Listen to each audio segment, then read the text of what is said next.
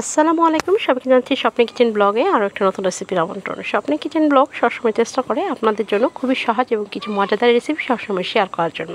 আজকেও তার ব্যতিক্রম নয়, নিয়ে চলে এসেছি দারুণ মজার একটি মজাদার রেসিপি নিয়ে।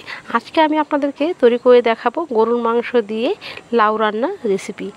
অসাধারণ এই রেসিপিটা দেখতে যেমন আপনাদের কাছে ভালো লাগছে, খেতেও কিন্তু এটা দারুণ মজা। ছোট থেকে বড় সবাই কিন্তু ভীষণ পছন্দ করবে। আর এই লাউ তরকারিটা যে এত মজা হয়েছে যে আপনাদেরকে কি বলে বোঝাবো। তবে কোনো কথা নয়, চলুন দেখে আসি কিভাবে এত মজা হলো, আর সেটাই আপনাদের সঙ্গে শেয়ার করি। আমার গরুর মাংস লাউ দিয়ে রান্না করার জন্য এখানে আমি একটি কচি দেখে লাউ নিয়ে নিয়েছি। আর লাউটা একটু ডুমো ডুমো করে কেটে নিয়েছি, যেন গরুর মাংসের সাথে এটা দেখতে পারফেক্ট লাগে, কারণ তরকারি কাটার মধ্যেও কিন্তু একটা সৌন্দর্য আছে। তারপর এখানে আমি নিয়ে নিয়েছি গরুর মাংসগুলোকেও আমি একটু মিডিয়াম সাইজ করে কেটে নিয়েছি। আপনারা চাইলে আপনাদের পছন্দ মতো যেরকম খুশি সেরকম কেটে নিতে পারেন। তারপর চলে যাব রান্না করতে। এখানে একটি ফ্রাই প্যান কড়াই বসিয়ে দিয়ে দিয়েছি সাদা তেল।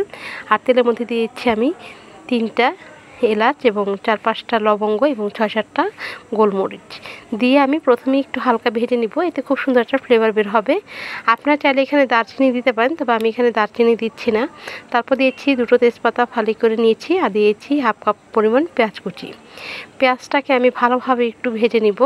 আর যখন ভালোভাবে ভাজা হয়ে যাবে তখন দিয়েছি 1.5 টেবিল চামচ মরিচ গুঁড়া, 1 টেবিল চামচ হলুদ গুঁড়া, 1 টেবিল চামচ ধনিয়া, 1 টেবিল চামচ জিরা, এমনকি স্বাদ মতো লবণ, 1/2 টেবিল চামচের মতো গরম মশলার গুঁড়া, আর দিয়েছি বাটা জিরা দিয়েছি এখানে 1.5 টেবিল চামচের মতো, আদা রসুন বাটা দিয়েছি 1 টেবিল চামচ করে, দিয়ে সব কিছু একত্রে খুব ভালোভাবে মিক্স করে নিচ্ছি। তারপর দিয়েছি সামান্য পরিমাণ পানি, আবার ভালোভাবে মিক্স করে নিচ্ছি। তবে এই পানিটা দিয়ে কষানোটা পারফেক্ট হবে না, তার জন্য আরেকটু পানি অ্যাড করে দিয়ে ঢাকনা দিয়ে ঢেকে ভালোভাবে মশলাটাকে কষিয়ে নিব। মশলাটা খুব ভালোভাবে যখন কষানো হয়ে যাবে তখনই কিন্তু এটা রান্নার প্রসেসটা মানে মাংসটা দিতে হবে। কিন্তু আমি এখানে এখনও কিন্তু আমার মশলাটা কষানো হয়নি, তাই আমি আবার ঢেকে দিয়ে কষিয়ে নিচ্ছি। এ পর্যায়ে আমার মশলাটা খুব ভালোভাবে কষানো হয়ে গেছে। এখন এই জায়গায় আমি দিয়ে দিব আমি যে গরুর মাংসটা রেখেছিলাম সেটা এখানে ধুয়ে পরিষ্কার করে আমি এখানে দিয়ে দিচ্ছি। গরুর মাংসের পরিমাণ সম্পূর্ণ আপনার উপর ডিপেন্ড করবে, আপনি যতটুকু খুশি এখানে দিতে পারেন। তারপর এখানে আমি খুব ভালোভাবে সব কিছু একত্রে মিক্স করে আমি কিন্তু মাংসটাকে খুব ভালোভাবে প্রথমে কষিয়ে নিব। তার জন্য সামান্য পরিমাণ পানিও এখানে অ্যাড করে দিচ্ছি, আবার মাংস থেকেও কিন্তু একটু পানি বের হবে। মাঝে মাঝে ঢাকনা খুলে চেষ্টা করবেন একটু নাড়াচাড়া করে দেওয়ার জন্য, নিচে যেন মশলাটা লেগে বা পুড়ে না যায় সেদিকে অবশ্যই খেয়াল রাখতে হবে। আর মিডিয়াম আঁচে আমি মাংসটাকে খুব ভালোভাবে কষিয়ে নিব। আর এরকম মাঝে মাঝে কিন্তু ঢাকনাটা খুলে আমি একটু নাড়াচাড়া করে দিচ্ছি। পানিটা খুব ভালোভাবে শুকিয়ে নিতে হবে। আর এই অল্প পানি দিয়ে কিন্তু আমার মাংসটা খুব ভালোভাবে কষানো হবে, সেদ্ধ হবে। কারণ হলো এটা আমাদের নিজের দাঁড়িয়ে থাকা যেই গরু মাংস বলা যায় সেটাই। কারণ হলো এটা একটা সমাজের মানে কয়েকজন মিলে একটা গরু এনেছিল, এটা ষাঁড় গরু। আর ষাঁড় গরু কিন্তু সবসময় সেদ্ধ তাড়াতাড়ি হয়। আর সেই গরুটাই আসলে আমরা ভাগ করে নিয়েছিলাম সবাই মিলে। আর সেই গরুর মাংস দিয়েই কিন্তু রান্নাটা করছি, তাই মাংসটা অনেক ভালো সেটা আমরা নিশ্চিতভাবে বলতে পারি। তারপর এখানে মাংসটা ভালোভাবে কষানো হয়ে যাওয়ার পর আমি এখানে লাউটা দিয়ে দিয়েছি।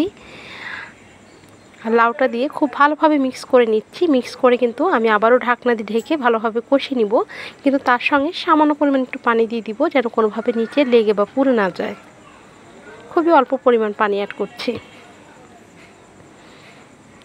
এবার আবার একটু ভালোভাবে মিক্স করে দিয়ে আমি ঢাকনা দিয়ে ঢেকে নিব, যেন আমার মাংসের সাথে লাউটা খুব ভালোভাবে কষানো হয়। এ পর্যায়ে দেখুন আমি প্রায় 5 থেকে 6 মিনিট পর ঢাকনাটা খুলে দিচ্ছি, দিয়ে একটু নাড়াচাড়া করছি। আর নিচের লাউটা কিন্তু ভালোই মোটামুটি সেদ্ধ হয়ে গেছে।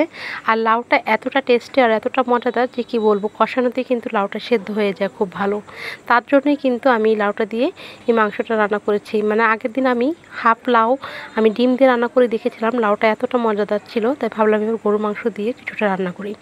এখন দেখুন লাউটা কিন্তু অনেকটা সেদ্ধ হয়ে গেছে। আর সম্পূর্ণ পানি শুকিয়ে যদি আমি কষাতে যাই সেক্ষেত্রে কিন্তু লাউটা গলে যাবে।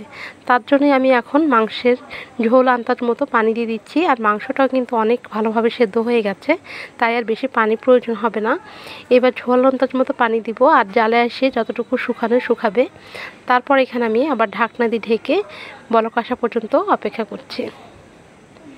এ পর্যায়ে দেখতে পাচ্ছেন বলক চলে এসেছে। আর দিয়ে দিচ্ছি এখানে আমি 4-5টা কাঁচামরিচ।